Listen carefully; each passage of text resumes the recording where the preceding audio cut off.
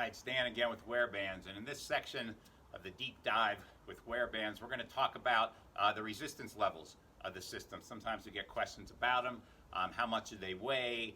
What are they used for? Those kinds of things. So we just want to clear that up for you here. So we have two options when you buy your system. You can buy a 3-level system, which is great for youth athletes that really don't need the highest 2 levels, or really for anybody that just wants to use this for sort of dynamic movement, walking, group fitness classes, anywhere where there's going to be a lot of dynamic movement. Those first 3 levels, really the 3rd level, which is our yellow band, is quite a bit of resistance. So if you're using it for cardio activity, a lot of activity, you may find that 3 levels is plenty. Certainly it's enough for youth athletes, and even for many adults, you may not need those extra 2 levels. And if you ever get to the point where you want the extra 2 levels, you can always come back to our store and get them. So if you get a 3-level system, what you'll get is the green bands, right, which is our starter band. We recommend everybody start with that just to get used to the system for a few sessions.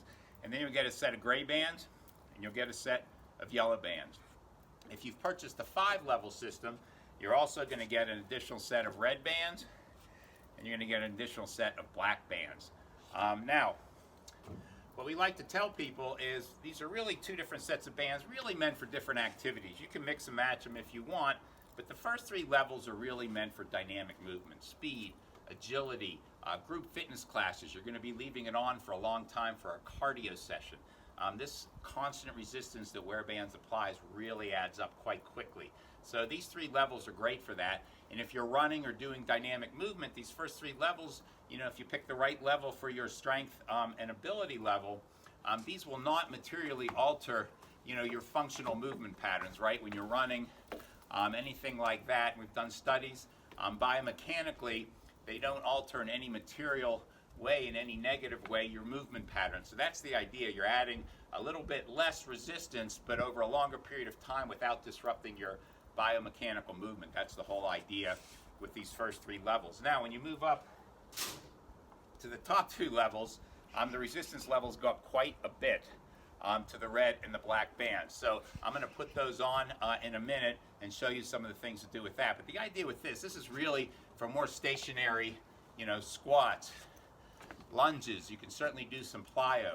You don't necessarily want to go out and do a lot of real rapid movements. Now, for real elite athletes, stronger people, people that have worked their way up through our other bands, you may be able to do some more dynamic work with the red and the black bands. But when you get started, they're primarily to take the place of strength training, take the place of free weights.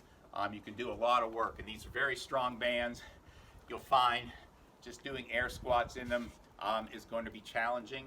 We have a lot of elite athletes also will take some extra bands, they'll hook them up, they'll add them to their free weight work, to their squats, their lunges that you're doing with free weight, and they find, like everybody finds with wear bands, is it reaches and activates more muscles that free weight work alone won't do. But they're a great substitute when you're traveling, you're at home, you want a quick workout. It's just a strength workout, a plyo workout. Use these top 2 levels of bands. They will be plenty of challenge for you.